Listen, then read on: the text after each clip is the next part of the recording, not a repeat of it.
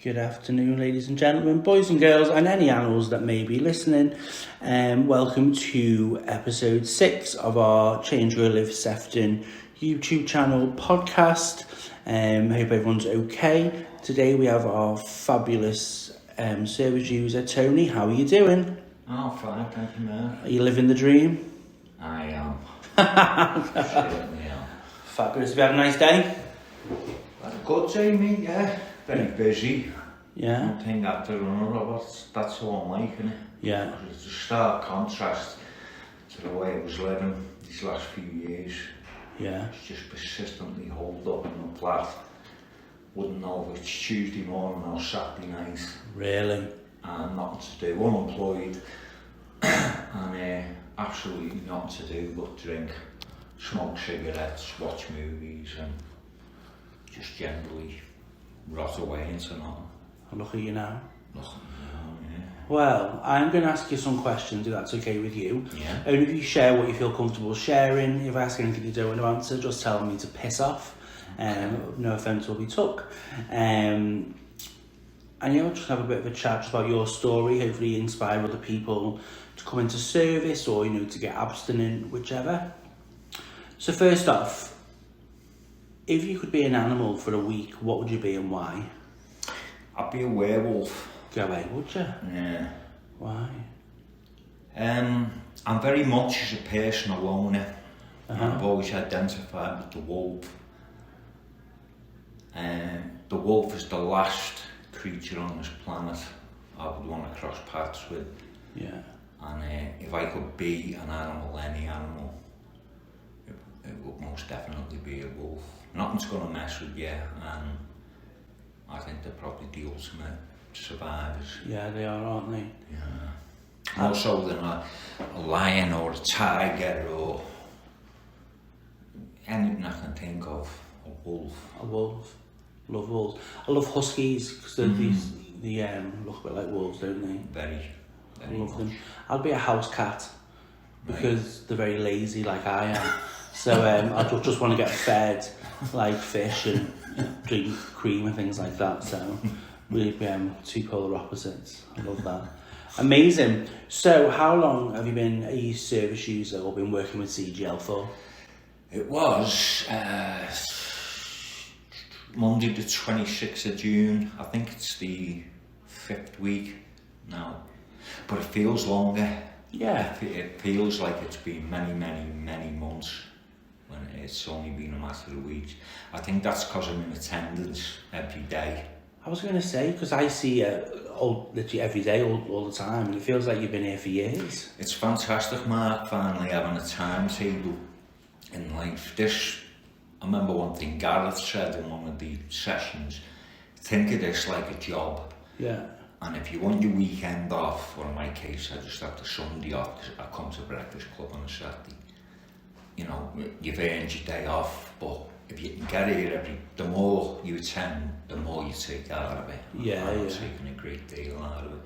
So that's how I think of it, think like a job. I mean, some mornings I wake up, I'm finally sleeping now. Where for many, many years I was riddled with insomnia. Vile, and I kept trying to knock myself cold with increased drinking, but all it was doing, I was absolutely dropped, dead, shattered, but just could not switch off, couldn't sleep, and the harder you pursue it, the further away it gets. Yeah. And the paradox was when I stopped drinking, the sleep came like that. Really? Was it that quick? Yeah. Just came back Very to you? quick.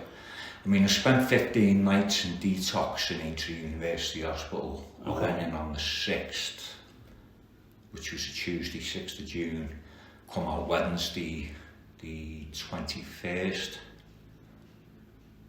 Yes, it was 15 days and nights, and I just haven't had an urge ever since. To have a drink? No. That's There's no amazing. urge, no craving. I don't doubt that the detox did me a world of good, but the medications I'm on, I consistently take them and make sure I never miss them. Is it like you on a camprosate or baclofen? I'm on, there's that little list. Don't worry, we can come back to it. Yeah. Is it an anti-craving medication though that you're on? Yeah, there's, I love how organised you are. Yeah. Thiamines 3 times a day. Yeah, definitely good. It's important to take that. Then there's folic acid, Yeah. 1 per morning, and metazapine, 1 at night. Amazing. Now, someone was saying to me, there's antidepressant in that, there's anti-anxiety, and it also serves as a sedative. That's correct, so yeah. It's amazing. that is giving me a great sleep pattern. Just to clear it. Mind, you know, not being befuddled by bloody booze all the time. Yeah, absolutely. Finally able to sleep and get some cognizant sense of life back. Absolutely. You know, Monday, Tuesday, Wednesday, Thursday, Friday, CGL, Saturday morning the breakfast club, and then Sunday's just a nice lazy day. Have a little chill out, yeah. Yeah. Amazing. So when do you think addiction became a negative part of your life then? When do you think it all kicked off? I would say round about the coming of age, about 18, Really? 18, 19, 20. Okay. I was a genuine party animal. I was nightclubbing 3 nights a week. And it was, if you walked in a pub now, Mark, and asked for a pint of snake bite, you would not be served it. No, That's what I used to drink, and it looked like something Dr. Jekyll would drink, which Yeah. turned into Mr. Hyde. It was like this luminous green. Yeah. And it smelled like, you know, when you're riding through the countryside and you get all that stench of horse manure. Yeah, It just yeah. had this vile smell, but Got you rotten. it got you absolutely blotted. Mm-hmm. I look back now and think, why do you want to look blotted? Yeah. You're out to try and cop off and have a good time, not be staggering around like an idiot. But Yeah. as early as, I'd say betwixt 18, 20, Really? I knew I had problems then. And I could be vomiting in a cab coming home, wetting the bed. All the stuff all that happens, yeah. those things that happen. Constantly ringing in sick to work. Over the years, I'm 55 now, so I'm covering a number of decades. I've lost more jobs because of drink. Yeah. Either not showing in or just showing in poor performance. Well, I'm generally a very diligent worker. Yeah. You know. What sort of work did you do over the years? I worked with people with learning difficulties for many a year. Oh, right, I worked okay. for social services for Liverpool City Council. Amazing. 87 through to 99.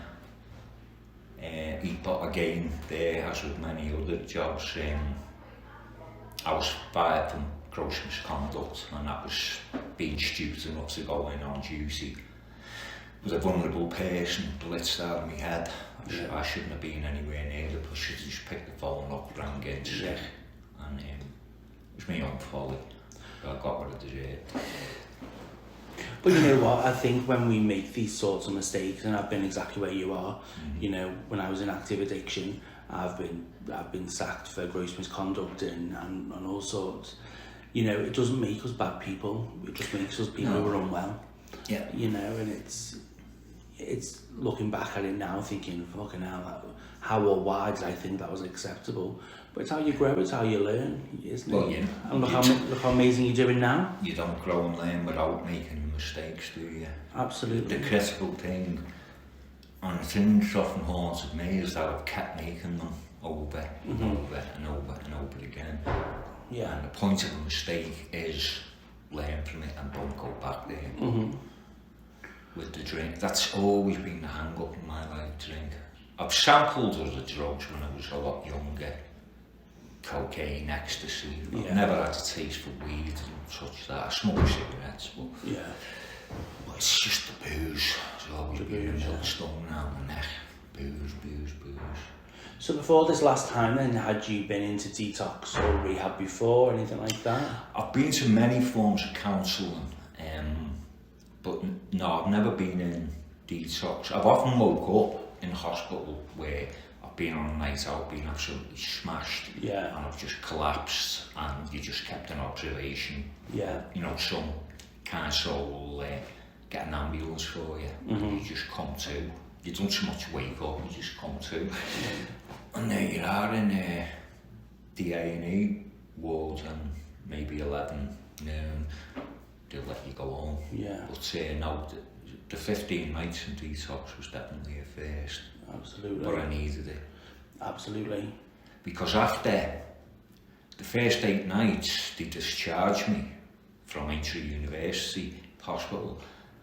And this was round about midday, 12 in the afternoon. And by about 8:30 that night, I hadn't touched a drop of alcohol. But I got these chronic withdrawal symptoms, and they were, through working in mental health, I've seen epileptic seizures and how violent they can be. And thankfully, a number of them happened when I was alone, but one of them happened in front of my mum. She got the ambulance straight back, so I was out and readmitted back into hospital the same day.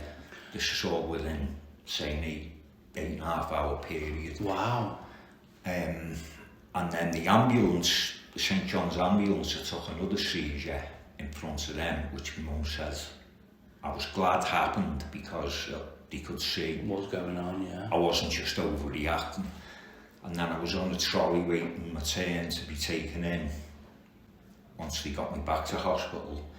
And a specialist come along to check on me, and another one happened in front of him. And he just said, get him first. Get him in, right yeah. to the front of the queue and get him straight in. Now, I don't remember much of it. I just remember fragments of those hours. Like, you know, when you have a bad nightmare and you don't remember the whole thing, it's as though your brain won't let you remember the whole thing. Absolutely. It's just little snippets. But I don't ever want to ever go through anything like that again. It's horrifying. So I did another 7 nights, which was the 15 in total. And I come out the 21st of June. Can't believe it's only over a month. It just feels like years ago now. Yeah. Absolute years. But I've not touched a drop. I'd sooner be dead than go back on it. Yeah. And the critical thing I keep saying in classes is there's no urge, there's no craving. So how do you think you'll manage then if or when that urge will come? What have you got, like a kind of a plan in mind to? Well, I suppose I should look to have a sponsor. Okay, do you go to AA in the fellowship or? I don't go to AA, no. No. I have tried it before and I found it all a little too, not to knock them, but for me it was a little too harsh, a little bit too austere. Yeah. It didn't seem to give room for any kind of lateral movement. Yeah. The kind of counselling I went to was, if you have a slip, okay, we accept, you know, you can slip and we address it and we try to make sure it doesn't happen again. But with AA, I just found it a very harsh regimen. Absolutely. And maybe that works for some people. It Yeah, just didn't definitely. work for me. Absolutely. So I'm not knocking it at all. It just wasn't my thing, you know. It's like Marmite, I think, the fellowship, so it's either you either love it or you hate it. Yeah. It was never for me either. I think I went to 2 AA groups, and I just thought, you know what, the religious thing for me wasn't for me, but I appreciate it works for billions of other people. No, I mean, the more time goes by, Mark, the more I notice people are announcing themselves as atheists. Yeah. You know, and I don't think religion should be brought into something like, you know, if you've got a drinking issue, I don't see where religion fits into should that. be involved, or if it's any other type of drug, you know, I don't see. I'm with you. So what was your childhood like? Were you brought up around alcohol, or was it just something that... I suppose you could say, yeah. I was brought up in McGull. Nice. Which was a very sort of well-to-do area.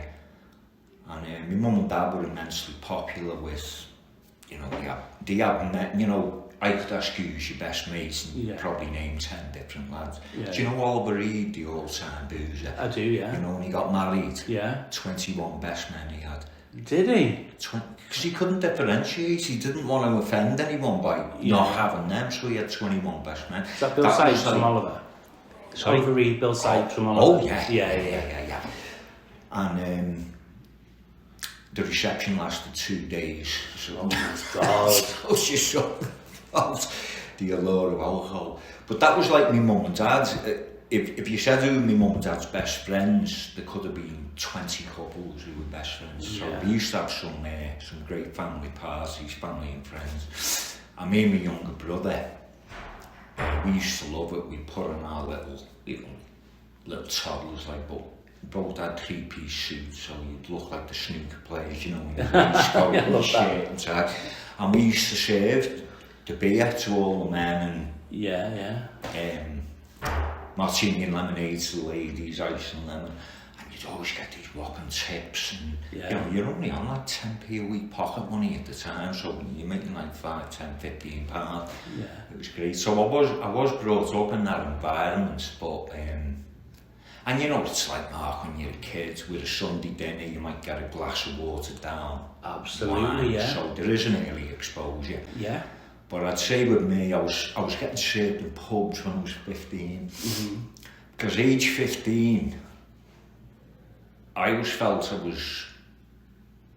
was more serious than most 15-year-olds. I wasn't like a little tearaway scally teenager. Yeah. Mentally, I was years older than I really was. And I was tall, I was on the weight, I had a big frame, so I never had trouble getting into an extra certificate at the cinema, and I could always get served in pubs. So actually going for the bevy, often on my own, 15 onwards. So it isn't, I'm 55 now, so it's 40 You're looking good for 55. Yeah, people have commented on that. Yeah. I try not to think too much. I think too many people worry far too much about age, and it's just... Yeah, it's just all mental, isn't it? 100%. So obviously, you say you're 55 now. You've had an alcohol career, I like to call it, and you're in retirement, early retirement from your alcohol career. Have you had any liver scans or any fibro scans, and what's the state of your liver like now? When I went into the detox, the discharge report did mention that there was concern over the liver. Yeah. And that was like not a short, but a very long, prolongated slap in the face. Yeah. Get yourself off this piss. Just Yeah. get off it. You've had your fun. You had a long enough innings. Yeah. You know, if you want to keep living, get off that. Yeah, absolutely. And if push comes to shove in your eyes, you can do it. Yeah. No. And look at you. Did you ever think that your life would be what it is now? And it's only just over a month, right? Yeah. You know, could you ever have imagined your life being this good right now? No. I'd often just sort of resign myself to you'll always be a drinker. But the thought of dying as an addict didn't appeal to me. Yeah. Because the fun and jokes last so long, but there comes a point where you either let it kill you or get rid of it. Absolutely. What's that great line in Shawshank Redemption? Get busy living or get busy dying. Absolutely. And it's so I'm true. not in any rush to die, mate. Not at all. You know what? As I say, I know you're one of John's your key worker, isn't he? Yeah. But it's always refreshing to see you around the building and in groups and whatnot. You always seem full of life. It's a pleasure to have you around. You know what I mean? So thankfully you're in this situation and not in the booze or drinking snakebite that smell like horse shit. No, I'm glad. Absolutely. I'm slowly getting hooked on Complan now. On what? Complan. What's that? It's a sort of health drink. I think it's actually supposed to be a food substitute, but I drink it as an accompaniment. Yeah. It's like it just looks like a milkshake when it's made. It's like an Ensure kind of thing, I very see. much. Yeah, as you can see, that's the last thing I need. Just on the back of that, what is your favourite food? Oh, probably a cliche to say, but I'd say steak. But I've got a big thing for Italian as well, especially just the staple Italian diets, lasagna, spaghetti bolognese. Yeah. I've recently been treating myself a lot to Casa d'Italia in Stanley Street. Amazing. Amazing restaurants. I often go between, it's like today, your class is until 5:30. The previous one's done by 11:30, so there's 6 hours I've got to kill. Yeah. So it's good to go into town, go and have a lovely lunch and just amble around. Yeah, watch the world go by. Yeah. Because you can, you're alive. Yeah. It's amazing. If it's just an hour and a half, I'd happily sit in reception, but Yeah. you know, 6 hours is a bit of a haul. I don't like the thought of going home, because once you get home, you can maybe get lazy and think, oh, I'll skip this afternoon. Yeah. So that's not an idea. I'll keep active. That's absolutely amazing. So have you got any sort of, as you say, in recovery, you know, it's one day at a time. Have you thought about further into the future what you want to do in regards to, you know, hobbies, interests? You know, do you want to get back into work? Do you want to work in this line of in this field like what I do, or are you just going to take it one day at a time to see where the world takes you? I do want to take it one day at a time. I mean, I graduated from Liverpool John Moores University. That's 10 years ago now. Graduation, 2013, and I got a BA Honours degree, which angers me. I've never done anything with it. What was it in? It was joint honours. I did drama and film studies. Amazing. I could have done either one single, and I'm very glad I didn't, because if you do either one single, you do 5 modules Yeah. and a compulsory. No ifs, no buts. That's your yearly workload. But when you go joint, you got to take 2 from one, 3 from the other. Yeah.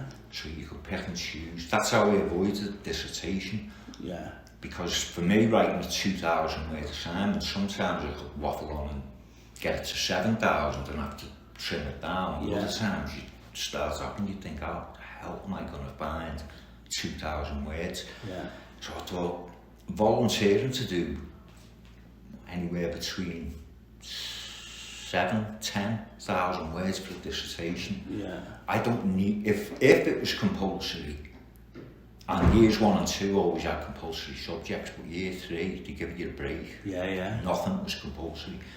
So I just avoided it, and everyone was saying, oh, you jammy bastard. I said, oh, you know, you're single honours, that's the rules. I'm joint honours, I'm not breaking any rules. I just don't need the weight of the dissertation.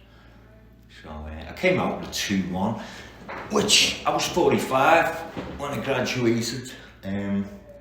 I thought if a 45-year-old went to the Olympics and come away with a silver medal, that'd be deemed pretty good, wouldn't it? Oh my God, yeah. It's... Because mainly, the way the odds are there, they called you mature students past a certain age. But the majority were, you know, compared to me, they were kids, 19, 20, 21. Yeah.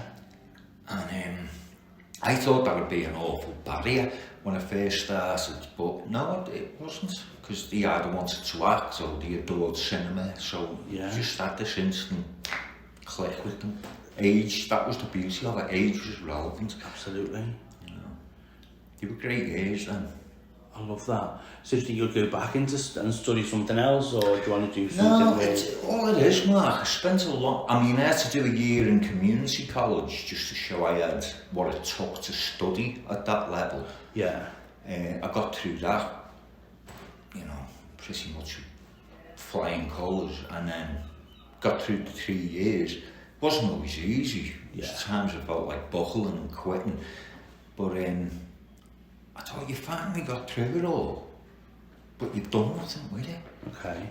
I just went back into dead-end employment, like litter picking on streets and working in crummy factory warehouse jobs. And the one I hated most of all was construction. I left construction to go to university, did it, and ended up going back into construction, and I hated myself for that. But 420 quid a week take home is better than what Job Centre Plus were giving you on benefits. Okay. But you know what I mean, I felt kind of like a whore. You've got talent, you've proved it with a BA Honours degree, and now you're back doing this crap just for the money. Yeah. So there was a lot of self-loathing there. And I keep struggling just to think, what would I like to do? Mm-hmm. I think I'd be very good in this type of work. I completely agree. You know. Have you put your name down to like volunteer or? No, I will.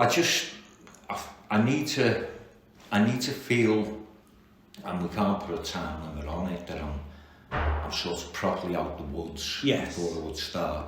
Absolutely. You know, I think from my point of view, because like we said just earlier, you're in every day. It feels like you've been around in here since I've been here. Do you know what I mean? Yeah. Which is years. So, because it is only early days, it's about just taking one day at a time, as you say, and just think, well, you know what, it's what will be. There's no rush. Great. Absolutely. Okay. So when you were in active addiction, then were you drinking from morning until night most of the time, or? I never differentiated on time. As I say, the majority of the time, I tend to keep myself very private. Mm-hmm. I've been in numerous relationships where I've lived with women, I've been married, got a daughter to another. The longest I lived with a woman was 8 years, but it just eventually comes to me. Maybe I'm just kind of selfish in that I like my own space too much. I don't like someone coming home asking how was my day and boring me to death with the crap they've been up to. I'm not interested. I just like switching off. That's why I selected the wolf. I appreciate the lone wolf. So I'd say I couldn't tell you, Mark, a Tuesday morning from a Saturday night a lot of the time. Blinds drawn. Okay. Usually phone on mute or switched off, or I'd just let the battery run down. Mail could come through, it could be junk, like I'd say 95% of mail that comes through. There's like 95% of messages that come to your phone. It's just junk rubbish, But it could be something critical. Yeah. And it could be sitting there 3 weeks and I hadn't opened it. Yeah. And I was a complete slob when it came to the age I was at. I just couldn't get my head around responsibilities, you know. Absolutely. So your friends and your family, are they really proud of you right now? Well, my mother is, and you see, I've got a very large extended family, but I don't really see them that often. What I noticed a few years back is I stopped getting invites to things like weddings, christenings, and I thought, well, maybe in a subtle way that's people saying, you know what you can get at celebrations. I mean, nothing was ever specifically said, but you pick up on you it. do notice, don't you, the lack. You notice something more when it's not there than when it is. Yeah. It's,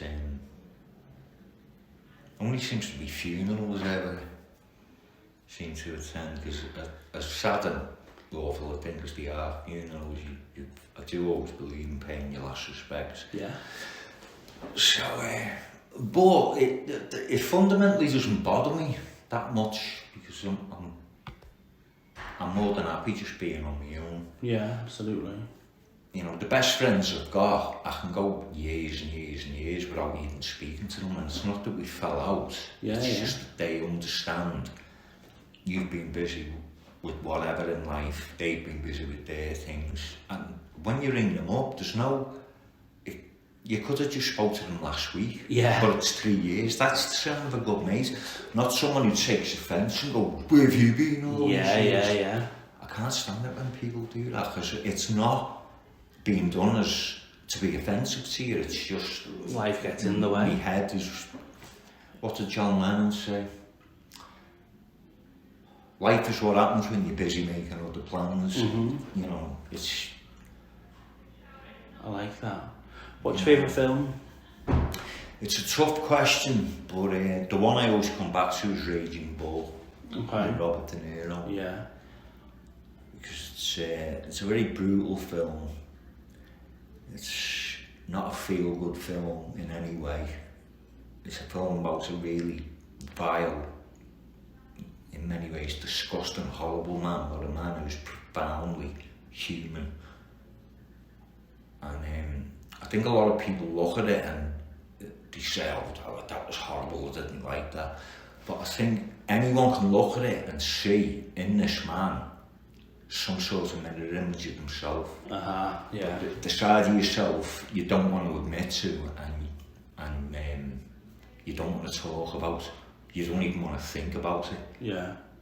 And as I said, it's a very, very tough watch, but most films that come out of, you know, the mainstream cinema are bullshit. Yeah. This is just a slap in the face, such a brutal, honest film. What's it called? Raging Bull. Raging Bull. It's Robert De Niro. It was, it's about the life of a middleweight boxer. He was champion in the 1940s. Wow, what a hell. I think he lived into his mid-90s. And he did mellow at a certain age in life, but yeah, it's a film you should look at. I'm going to get on that at the weekend. Yeah. Love a good film. Have you got a favourite band or a favourite singer? It's two British groups, I'd say, and I'm still classing them as fairly new on the scene, but they're anything but. Jamiroquai. Jamiroquai, yeah. First came to in the early, I think 92, 93, and another Brit group called 07. I think the first album they did that I'm aware of was 2001, but they're about the, you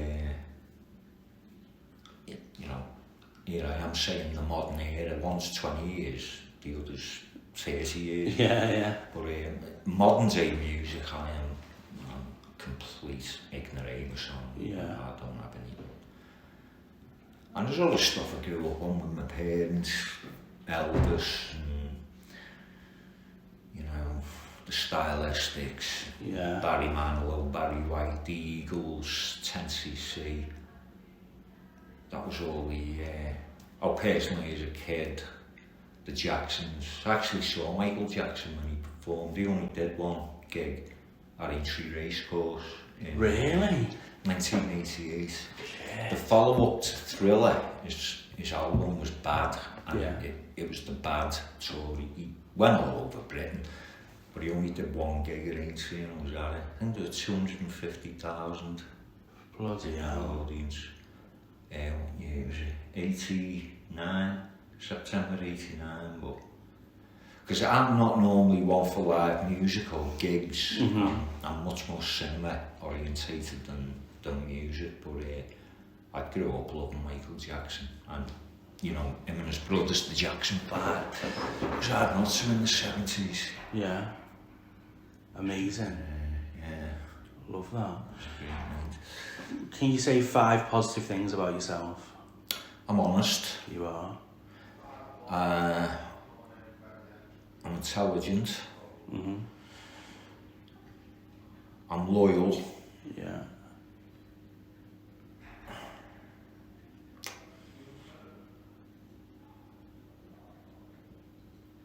I'm hard working. If you know, I'm good at committing to something and seeing it out. And if you ever needed help in a crisis, I'd be there. I mean, you may class that just as an extension of loyalty, but I think it's. I'll take that. That's amazing. Well, we've got our alcohol recovery group tonight. 5:30. You staying? Yeah. Oh yes. Amazing. I was going to do a quiz, but I didn't get the You time. were saying earlier, weren't you, that you hadn't had the time to. Yeah, it's been one of those days, so I'll get that done for next week. But we're going to have a bit of a chill out before we go into group. But thank you so much for your time. You are a fucking legend, my friend. Keep up the amazing work. You well? Cheers, buddy. Oh, hey man. Cheers.